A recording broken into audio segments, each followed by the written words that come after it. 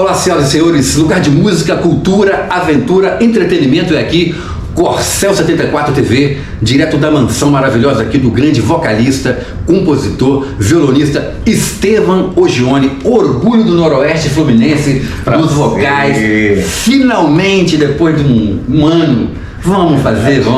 O João Soares passou por isso também, né? Queria entrevistar um cara, só 3 anos depois conseguiu.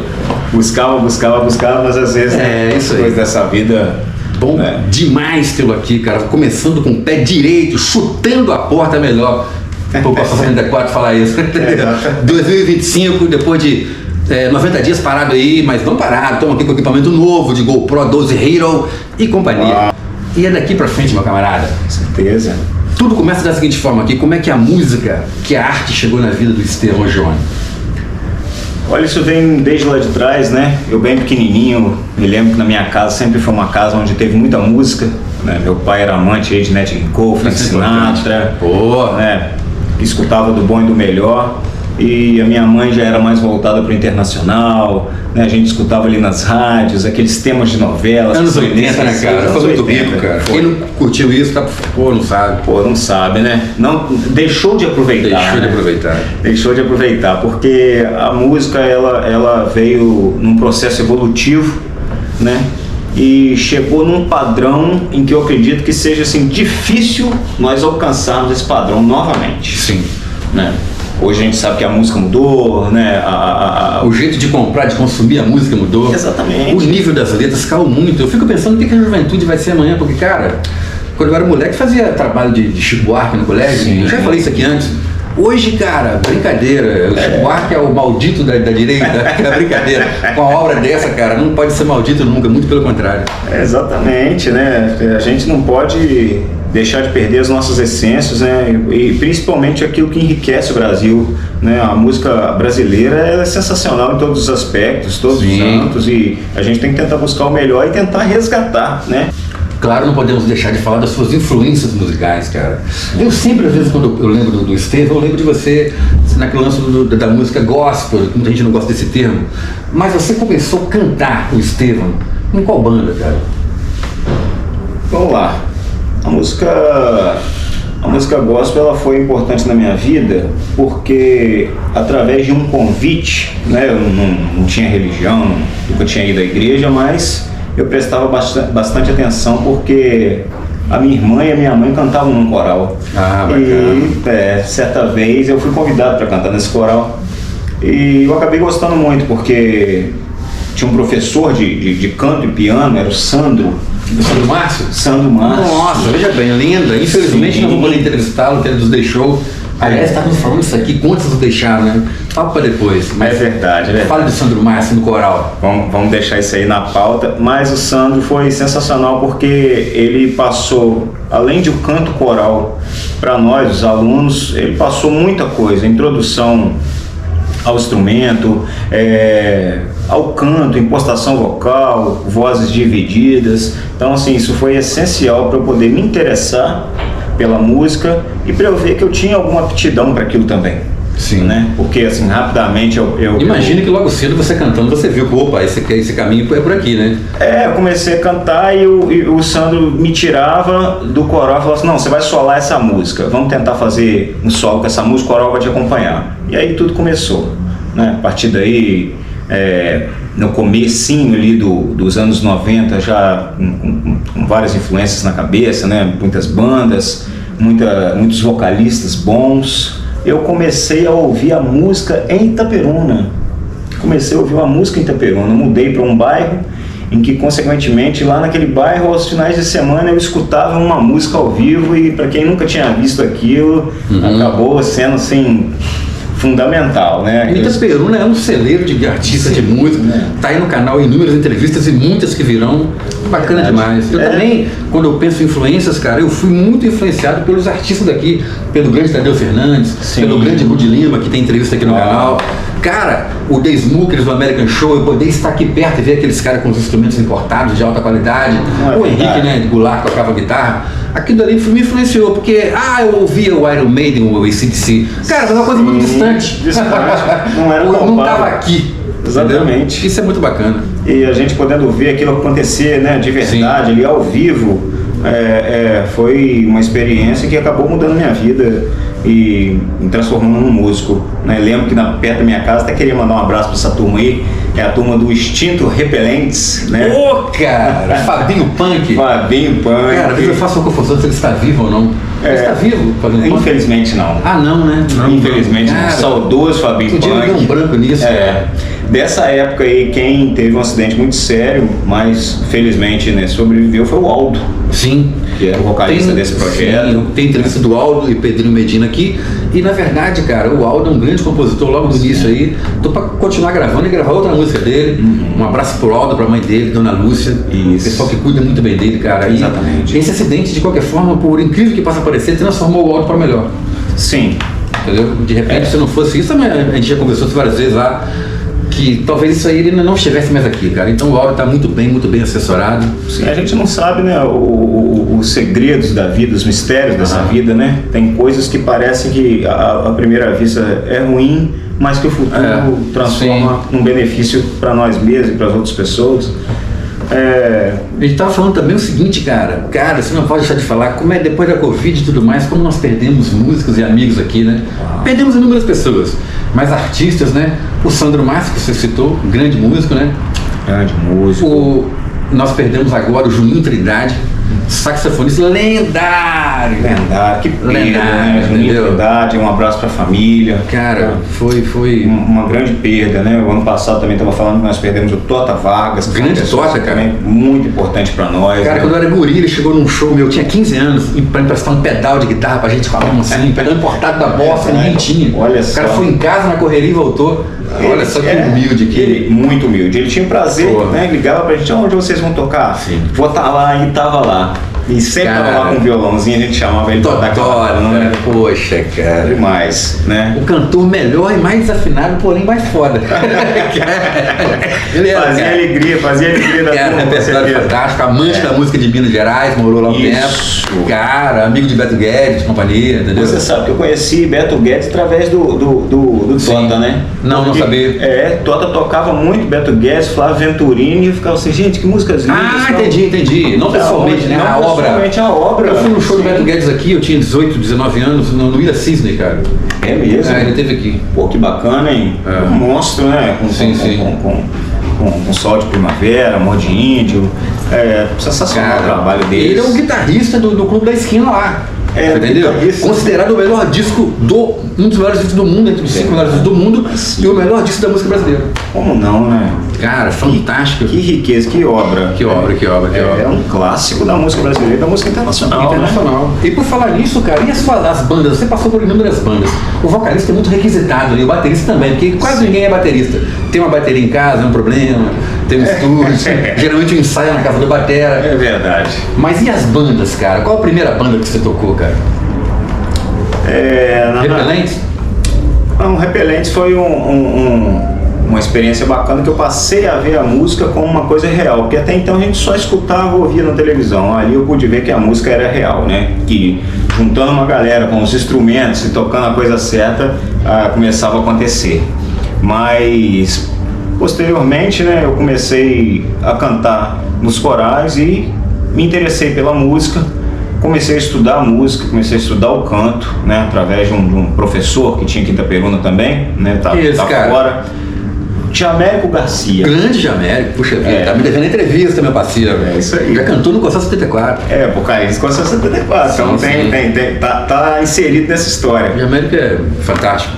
E Jamérico, nós estudamos juntos 4 anos de canto e a partir daí, na hora que ele viu que existia algum potencial naquilo, né, já estava trabalhando com uma técnica ou outra, ele falou, agora você precisa cantar. Você já está iniciando a sabedoria do canto, mas agora você precisa cantar. Qual banda você vai? Estrada mesmo. Você precisa de uma banda para você botar isso para fora, né? Aí eu fiquei pensando, e agora? O que eu vou fazer? Eu já sei um pouquinho de alguma coisa, mas eu preciso colocar isso em prática. Vamos tentar juntar uma galera? Vamos. Acontecia aqui nos anos 90, no final dos anos 80, dos anos 90, através da Fundação São José, que hoje a Fundação São José era a Fafita. Sim. A Fafita, ela tinha um projeto que era Expo Arte. né? Eu não morava nessa época.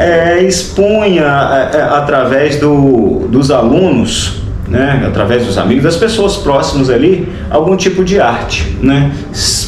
Arte encenada, teatro, peças, poemas, poesias recitadas. E eu recebi um convite, um dos alunos estudava, um dos colegas estudava lá e fez convite, vamos tocar uma música? Falei, poxa, será que a gente consegue mesmo? Ele falou, não, vamos conseguir, a gente vai ter oportunidade.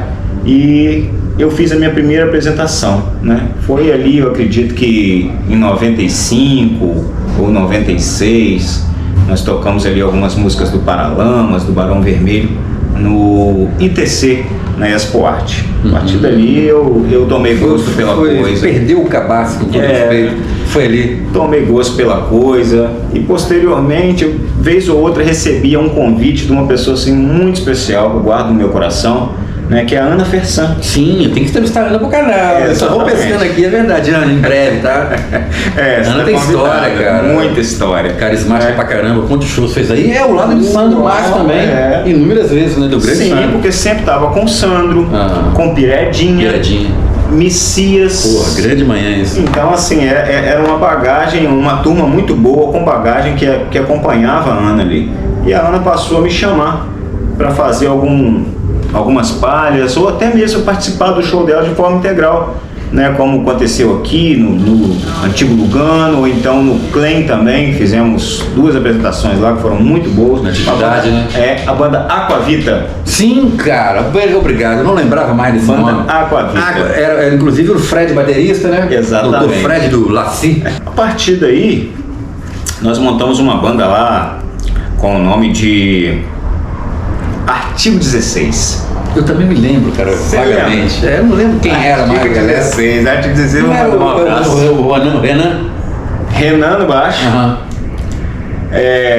Bruno Bussardi na bateria. O Bruno baterista, porra. E Daniel Bussardi na guitarra. Porra, irmão demais, cara. O Daniel depois veio tocar comigo no Corcel também. Exatamente. A família deles é muito legal também, posteriormente, cara. Daniel, né, foi pro Corcel, fez um trabalho legal lá. Mas assim, foi muito bacana que aí a gente começou a tocar nos barzinhos, nas festinhas particulares, né? Então, assim, começou a abrir um leque de possibilidades, de oportunidades ali, né? Artigo 16, passamos por esse projeto. E banda de amigos, né? Posteriormente, eu estava conversando com meu irmão, né? E até mesmo o Gleidson na época. E tinha um festival aqui em Itaperuna, chamava Festival de Talentos de Itaperuna. Não me lembro. Você lembra? O festival, quem promovia era a prefeitura, mas quem dava continuidade daquilo era o Adilson Ribeiro. Ah, me lembro, eu fui, ele apresentava, fui uma vez. Você lembra que ele apresentava, tinha um patrocínio ali do Max Box, do verdade, Super Mix. Cara, eu fui, o Adilson Ribeiro, meu parceiro. Adilson Ribeiro. Sim, né? foi. Ele... foi um Fest Gospel. Teve Fest Gospel também, depois teve Fest Gospel. E antes foi Sons de Talentos. Né? Foi o Festival de Talentos, posteriormente Fest Gospel. Aí nós montamos uma bandinha para poder participar daquilo ali, que foi a banda Dr. J. O Dr. J foi muito... Que deu frutos, né? Deu um CD. Foi bacana, né? Foi uma época assim de ouro, porque a gente tinha liberdade para tocar, né? As pessoas, elas eram envolvidas mais com música do que eu acredito que hoje, porque hoje a gente tem muita informação, tá? E muito conteúdo, só que a gente não tem tanta qualidade dentro daquilo que tem muito, Sem dúvida, cara. É oferta e procura, demanda, a gente sabe, né, que quanto mais aumenta em quantitativo, diminui na qualidade. A qualidade vai pra baixo mesmo, cara. A gente sabe que é por aí. E... Quando você lançou aquele CD do Dr. J? Foi que ano? Então, rapaz... Você estava começando o Corcel, foi ali contemporâneo. Foi sim, porque a gente... O Corcel começou em 2000, 99. 99, não foi? 99. Foi isso também. Nós montamos esse projeto aí, foi em 98, se eu não me engano, não era Dr. J, era Cidade Refúgio. Tá? Me lembro desse nome, claro. Cidade Refúgio. Que bom lembrar dessas coisas, cara, registrar isso. É verdade. Tinha uma pegada ali meio progressiva, né? Dentro daquilo que a gente escutava mesmo, uma coisa assim mais progressiva, um pouquinho mais, né? Muito teclado. E Posteriormente, através aí teve uma proposta, veio uma gravadora aqui para Itapiruna, chamada Agape Praise, né? Eu mixei o disco lá e conheci Eval Arantes. Eval Arantes, grande né, Eval, encabeçado, abraço, tudo lá. Neucimar também, sim, né? A turma ali da Agape. E foi muito bacana, foi muito bom ter conhecido o Eval, um grande músico, né? Sim, cara. Trabalho me ajudou bacana. também no meu trabalho lá. Poxa, muito bom, cara. O Eval tinha uma De banda Campos, muito ele, boa. cara. E de Campos. Que era a banda Escarlate. Escarlate. Cara, é muita banda. Cara. Que bom lembrar disso. Deixar registrado isso aí. Verdade. Banda Escarlate, cara. A Escarlate foi influência pra nós, né? Sim, vocalista muito. Pô, esse Eval era um cantor, inclusive ele participa. Ele falou, deixa eu gravar, cantar essa música, gravou a música do Lute, que era Choro. Ele botou a voz, cara, meu irmão. Eu falei, como é que nós vamos cantar isso ao vivo depois? Nunca mais tocar uma música. Foi bom e foi ruim. Era difícil. Né? Era tudo muito técnico, muito alto, né? Sim. E não era pra qualquer pessoa cantar, não. Né? Mas vem cá, tudo bem, mas depois vamos partir pro sexo, drogas e rock and roll. Você foi pro rock and roll, pirou o cabeção e você foi banda álibi primeiro, a máquina do rock. Foi a banda álibi. E veio com o visual, a banda álibi era banda de tudo, mas depois numa época veio com aquele visual rock and roll, com o ônibus todo preto. Ficou bem. Saulinho, que vou entrevistá-lo também. Sim. Pô, era uma turma muito boa ali, né? Sim, Saulinho, sim. Augusto na batera, Ednardo, figuraça! Figuraça, abraço, cara. Merece. Os pais dele que acompanhavam sempre, estavam junto ali. Que bacana, aquilo ali é um exemplo, cara. Como os pais apoiavam. Cara, que bacana. Cara. Olha, os pais do Ednardo recebiam a gente na casa dele, todo mundo ficava lá. Sim. Hospedado lá, porque a gente ia tocar em atividade, ou então ia pegar o ônibus. Era a época do ônibus da banda álibi, era um ônibus cometa, né? Sim, história. Dinossauro, famoso dinossauro, cara. Era muito bacana porque a gente ficava envolvido com aqueles ensaios durante a semana, a gente ficava por conta, trabalhava com a banda álibi, né? E tocava de quinta a domingo praticamente. Né? Era uma época que tocava muito rock and roll, era uma época em que tocava muito axé também, né? Tinha uma vocalista sensacional que era a Cris. Ah, eu conheci, cara. A Cris de Carangola, Cristiane de Paula, participou até. Eu tava com a música You Can Dance, cara. Caraca, não. Cantava muito, cantava não, canta, né? Deve estar viva aí, né? Por favor. Cantar o Whitney Houston, cara. Ela participou esses dias até de um programa de calouros do SBT, participou do Raul Gil, né? Foi muito bem colocado no Raul Gil. Ah, não sabia. Grande abraço, cara. A Cris, ela até merece, né, uma entrevista, porque ela tem uma bagagem muito legal demais. E passou por esses... Vamos fazer contato, cara. Sim, por esses bons episódios aí na TV, né? Pegou um material bacana, né?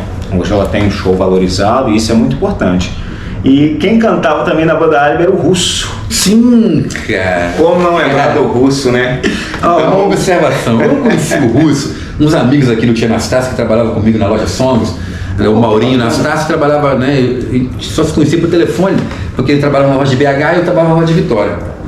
Aí a quinta pergunta, depois nós não trabalhávamos mais nessa empresa, é porque eu falava negócio de Itaperuna, ele chegou pro Jô, falou, cara, tem um cara aqui, que é o Daí, cara, que você não sabe, o cara, pô, você tá doido? Aí encontrei ao vivo com o camarada, e nesse dia eu conheci o Russo, que ele tocava uma banda, entendeu? Foi o cara que trouxe o Russo pra aqui. Porque naquele dia que eu encontrei com ele, eu falei, cara, é o seguinte, tem uma banda assim, tal, e falou, ficou assim, não, Fei. Aí falou, que porra negócio de Fei é esse, cara? Não, Fei, vai em casa, né? Fei. Aí no outro dia eu tava na casa do cara, mano. Aí a mãe dele, que isso, quem são esses caras? Como é que vocês vão levar meu filho assim? Eu falei, não, fica tranquilo, cara. Nós vamos fazer Aí eu já trouxe o Russo pra cá. Daqui ele foi pra álibi, montou outro projeto com a Espanhola, me deixou na mão, sacana do caralho. Fiquei puto com ele nessa época, queria matá-lo, cara. Mas tudo bem, não. Então, não era uma época em que as bandas estavam surgindo muito rapidamente, né? Muitos projetos, muita coisa, então. Mas o cara é ladrão de músicos igual o Espanhola, não tem. Você vai tocar com ele pega os músicos, leva pra tocar no barzinho, em qualquer lugar, ele fica queimando os músicos. É isso aí mesmo, cara. É o seguinte, cara, você tem esse projeto também, você tá tocando com os caras. Aí outro cara que tá dentro da sua banda começa a te levar para um projeto paralelo. Isso não é legal, cara. Tá ouvindo, Espanhol? Isso não é legal, cara. Acaba dividindo, né? Claro, veja bem, eu sempre pensei em uma banda como uma equipe. Eu sempre fui uma equipe de um homem só, entendeu? Do meu jeito rude, do meu jeito mais tal, mas eu não corri atrás, corri do lado, muitas vezes na frente. Você tá me entendendo? Mas tem isso, cara, você é minado dentro da banda. Olha os Paralamas do Sucesso, um exemplo, eles são três caras, então aqueles 3 caras ali, inclusive tem um quarto camarada, né? O Paralamas são 4, que é o empresário, que é o irmão dos caras que cuida de todo mundo. É o quarto Paralama. É o quarto Paralama, ou seja, é uma irmandade, é uma cumplicidade. Todas as bandas mudam, realmente. Mas uma coisa é mudar de integrante, porque o cara casou, porque o cara tá doente, porque o cara não tem um outro projeto. Mas dentro da própria banda, você montar outra banda, cara, entendeu? É verdade. Quem não achar que eu tô falando a verdade, foda-se, entendeu? Não, mas isso é sério, isso tem até implicado muito no modo de ver as bandas hoje, porque eu tenho as minhas críticas pessoais, eu acho também que a banda é uma equipe e ninguém faz nada sozinho, quando tenta fazer Cara, as coisas... sozinho não se faz, cara. Isso eu aprendi há muitos anos, lá no tiro de guerra, 01008. Equipe, cara, mandava a gente puxar a corda de um lado do outro, tirava um camaradinho, eles eram mais fraquinhos, caía todo mundo. Que desequilibra. Equipe. Por exemplo, eu senti muito quando o Samuel Rosa decidiu sair do Skank, né? Eu senti acho que muito. é uma bosta, eu adorei, porque... Cara, não. Sacanagem, Nem cara. questão de música, Sim, assim. mas quebrou a banda, acabou a banda. Acabou a banda. Pra ele fazer o trabalho em solo. Quando o vocalista do Capital saiu do Capital, acabou a banda. Botaram outro vocalista que deu disso, nem se encontra, né? É horrível, cara. Pô, Cria-se uma identidade logo no início que começa a dar certo. sim, exatamente. Você mina isso, cara. Como o Falcão me deixou rapa. Pô, acabou com o Rapa, entendeu? É uma super Entendeu? banda aí. Sim. Mas é isso que você está falando. Às vezes a gente está dentro de um projeto em que a nossa cabeça ela acaba voltando com uma vertente que só a gente que está pensando aquilo. Assim, você tá dando um tiro no pé, Não é verdade? entendeu? Um tiro no pé. Só a gente está pensando aquilo porque o Falcão é sensacional. Ele, pra mim, ele é um dos E cadê melhores. a carreira solo dele, fera, Mas, velho? poxa, cara. É o Rapa, cara. O cara valia um conjunto, entendeu? Olha a história que o Rapa teve, olha a história que o Skank teve, olha a Sim. história que outras pessoas aí Jota tiveram. Quest, Exatamente. Então, assim, está todo mundo junto, né? todo mundo junto, Cara, isso banda é muito fiel. bacana, cara. É como a Marcelo Nova com o Camisa de Vênus uma vez. Cara, as bandas foram feitas pra acabar. Eu pensei realmente, cara. Que triste realidade. Que triste realidade, entendeu? Nós temos falar também da R5. A R5 foi muito bacana porque A R5 foi uma dissidência, você nem tava. Exatamente. Dentro do Corcel, os caras falam assim, meu irmão, então foi o daí é muito marrento, muito escroto, muito exigente. Vou montar uma outra banda. Então, cara. foi exatamente E isso. você vê o seguinte, o Corcel 64, queira ou não queira, gente, é uma banda autoral. Vocês me desculpem, mas a banda autoral para uma banda cover tem uma diferença. Muita Filha diferença. da P. Muita Ponto. diferença. Se não houvesse os autores, os compositores, não tinha nenhuma musiquinha no rádio, nem lugar nenhum pra gente ouvir. Desde Beethoven e Mozart, Beethoven e Mozart Essa e turma companhia, tivesse botado na Wagner. cara pra bater, né? Porra. Porque é muito mais fácil você pegar uma coisa que tá pronta, cara, e reproduzir aquilo ali. Pô, aí fica lá todo mundo batendo palma, cara. Eu quero ver o cara, o compositor, o ralador, o Djavan da vida, o Chico Buarque da vida. Eu quero ver aí o Herbert Viana da vida. Olha a coragem, Porra, a relevância. Entendeu? Olha a relevância que você tem. Agora é uma banda de trabalho cover, cara. É muito legal pra tocar aqui no barzinho ali, tal. Entendeu? Exatamente. Eu sempre pensei grande e tô errado por um lado? Não. Eu quero tocar em exposição agropecuária, quero tocar num lugar que apareça um monte de gente. Cara. Sim. Você tá entendendo? Sim. Pô, é cruel o músico de bar, cara. Você sabe muito bem que você já tocou várias vezes. Pô, de repente você é um cara que já apresenta assim, meu trabalho é anos 80, gente, né? Aí o cara já se lembra, é um rock e tal, pá. Aí o cara do nada te pede um sertanejo. Aí o outro vem e te pede não sei o quê. A vontade é... Mas é melhor continuar a entrevista e não falar. As pessoas elas acabam não percebendo muito bem, né, o perfil da gente. Cara, o cara tá tocando sertanejo, eu vou chegar lá e pedir pra ele tocar um Sepultura. Pô, vai pra cá do caralho. Pô, brincadeira, Quem cara. deu uma dessas esses dias aí foi o Lobão, cara. Pô, o Lobão é demais. Né? Eu sou fã do Lobão fã do Lobão. e Cara, ele fala a verdade, fala sim, na cara. ele é necessário, ele e o Regis Tadeu, cara. Exatamente. Necessário. Você lembra do Reginho? Reginho que trabalhava comigo, cara. Reginho. Pô, cara, esse cara, eu não sei onde ele mora num lugar muito bacana que eu vi outro dia, uma foto dele. Se eu não me engano, tá em Rio das Ostras ou Macaé, uma coisa assim, região dos lados. Eu levei ele pra São Paulo, nós fomos pra São Paulo na Expo Music 2012. Aí foi um mundo pra ele, foi muito bacana. Ele, cara, do nada ele falou assim, tá vendo aquele cara ali? Era o Regis Tadeu. Ele tem um programa muito legal que ele quebra os discos. Eu falei, que isso, maluco? Você devia montar material pra ele. Aí tava esse maluco assim, ele falou, eu conheci o Regis Tadeu. Eu não fui apresentado ele, ele tava do meu lado assim. Eu falei, é mesmo, Regis? Esse cara é fera pra caramba. Isso em... Eu acompanho. isso em 2002. Ele é o cara, meu irmão. Bacana demais. Mas não podemos falar do Carmélios, deixar de falar, né? Ah, é. Pô, e aí? Cara, o Carmélios é um projeto assim que eu trago no coração, porque Carmélios abriu as portas, né? As composições que eu já tinha muito tímido, nunca tinha tido coragem de tocar. Aí você pode pra citar ninguém, na banda, nada né? meu, Isso, né, exatamente. cara? Então assim, eu encontrei um apoio, né? Que foi o Henrique Goulart. Sim, parceiro. Entrevista aqui no canal já, hein? Cara, esse canal tá na frente, tá vendo? Isso aí. Entra pra ver, cara. Henrique Goulart foi muito importante nesse processo de composição, porque ele abraçou. Sim. Então quando eu chegava com uma composição para ele, ele falava, pô, beleza, mas por que a gente não faz isso aqui? Sim. Ou então vamos botar essa guitarra aqui. E a partir daí nós criamos um projeto, então fomos Henrique Goulart guitarra, Rodrigo Barriga, Rodrigo Alvim, Grande Rodrigo, irmão de contrabaixo, infância. isso aí, Jô Felipe na Nós somos bateria. contemporâneos, né? Quando a gente era moleque, a gente era colega. Barriga. Sim. Barriga Eu tá. prestei um amplificador pra ele, ele lembra disso, a gente comentou. Eu tinha 18 anos, tava no exército, uma coisa assim. Um amplificador valvulado que eu tinha. Foi. Ele tinha um baixo Golden, cara. Isso Histórico, mesmo. cara. E Jô Frelino, né, cara? Ficou com esse baixo gordo e o Joff na batera, né? O Joff Sim. também já tinha algumas músicas, então O Jô foi muito músico, cara. Eu admiro ele pra caramba. eu compunha, o Joff compunha, o Henrique também. Então a gente tinha assim um material muito bacana para apresentar um pro outro, né? E pô, vamos botar isso pra frente? Vamos colocar isso pra frente então. E antes da pandemia, a gente participou de um festival muito bacana no Velho Moinho, em Varriçai. Cara, tô ligado nesse lugar. Pô. Na verdade, no Velho Moinho, ele também não é uma pousada? Uma Eu pousada, fiquei lá. né? Peraí, cara, ele é o baixista. Do Ativitar. do Fabinho Ativitar. Fabinho Ativitar, conheci a irmã dele lá. Isso, ela que toma conta lá, né, sim, tá. que gere lá o Velho Moinho, muito bacana. E esse festival foi muito importante pra gente, porque foi um festival só de música autoral. Então a gente tocou ali 1 hora de música autoral, foi sensacional.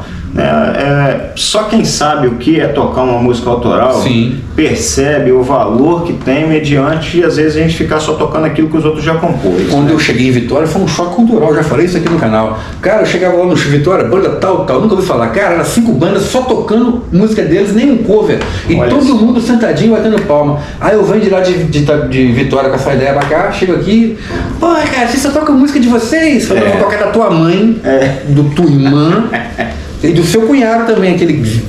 Porque as pessoas têm uma necessidade muito grande de querer conhecer e cantar junto. Cara, você não pode apreciar, porque aquela música que você canta junto, um dia você ouviu ela pela primeira vez também. Exatamente. Porra, cara, cabeça muito pequena, cara. Exatamente. Eu sou um gênio também, né, cara? Pô, sou fora. A gente tem que abrir a cabeça para coisas novas. Sim. Principalmente hoje, que o campo é escasso de cultura plena, de boas coisas. Porra. Então a gente tem que aproveitar, né, aquilo que está sendo explorado, aquilo que está sendo feito, né, o trabalho dos artistas. O processo da gente não ser de família grana, porque o rock and roll é coisa de playboy, cara. Olha, quanto custa uma bateria, um jogo de pele, um kit de prato? Qualquer kit de prato decente é 8 mil reais. Exatamente. Entendeu? Um contrabaixo decente é 10 mil, 4 quadros de baixo é 500 conto. Pensa. Então, cara, entendeu? É muito mais fácil o cara realmente botar um batidão lá e fazer as letras porcaria, quer dizer, as letras maravilhosas. É muito fácil o cara botar um ritmo lá e, cara, tem que cantar em cima daquilo, cara. Não usando nem música, tá usando uma cabeça, um cérebro eletrônico, entendeu? Isso é música, cara. Pô, cara. No final de semana eu fui chamado para tocar e a pessoa que foi contratar, a primeira coisa que ela perguntou para mim foi assim: você vai tocar de verdade ou vai usar o computador? Aí, olha só, cara. Lugar de música, cultura, aventura, entretenimento, quais são as suas considerações finais? Você quer mandar alguém para aquele lugar? Você dá vontade, né? quer chutar o balde? Não chuta minha câmera nova não, tá? Quer deixar um abraço para quem, cara? Cara, queria deixar um abraço aí pra galera dessas bandas aí que a gente já passou. Pô, muito legal falar dessa galera, cara. Um abraço pra turma do Dr. J. Banda Alice. Um abraço pra turma do Banda Alice. R5. Com certeza. Renan Manhães, figuraça, tá me devendo entrevista. Eu acho que eu nunca vou conseguir entrevistá-lo, cara. Ô, bicho louco, meu O mais irmão. difícil é se encontrar o Renan. Sim, né? sim. Um dos músicos mais geniais de todos nós. Exatamente. Um dos músicos mais geniais. Mas é muito complicado. Complicado de se achar, de se encontrar. Grande parceiro, um abraço também. queria, né, agradecer você em primeiro lugar. Que isso, é uma honra. Eu que agradeço, cara. Né, a gente está batendo esse bom, papo franco, né? Sim. Um papo real mesmo. Eu acredito que nesses tempos de hoje, em que a gente está muito à frente, né, na questão tecnológica, inteligência artificial, né, superinteligência, enfim, o que vai ser relevante, na minha opinião, vai ser aquilo que é feito de coração, aquilo que é feito com a alma, né, cara? Sentimento, feeling, claro, sentimento. Claro. Sem isso eu nem faço nada, cara. Exatamente, entendeu? Porque eu nunca consegui trabalhar fora de um ramo de música, da loja de instrumentos. Eu poderia fazer faculdade de jornalismo, fui lá, não sei o que, estudei não sei o que, mas é porque na loja de instrumentos eu me realizava ali, cara. Vender um instrumento para um garoto que está começando, vender um equipamento para um cara que já exige muito mais, e fazer negócios e tal. E eu amava aquilo ali, 23 anos mexendo com isso. não era só um equipamento que você estava vendendo, você estava vendendo um sonho, você estava vendendo uma obra, você estava... Eu já ensinei uns caras a tocar violão lá na loja, o cara falou assim, mas eu queria tocar violão, eu não tenho tempo, eu não tenho dinheiro. Eu falei, cara, vem aqui no final do dia de tarde. Aí os caras iam pra lá e ficavam dando aula de violão. Olha só. Tudo junto, cara. Isso é bacana demais, cara. Exatamente. Cara, muito obrigado por me receber aqui. Tamo junto. Você pra caraca, entendeu? Sempre. E tem surpresa vindo por aí, hein? Aguarde. Alô, Patrick Farias. Tamo junto na área. Lugar de música, cultura, aventura, entretenimento é aqui, Corcel 74 TV. Se você ficou até aqui, seu cara de pau, e não vai deixar o like no vídeo, brincadeira, meu irmão. Deixa seu like, se inscreva no canal. Se inscreva no canal. Se inscreva no canal.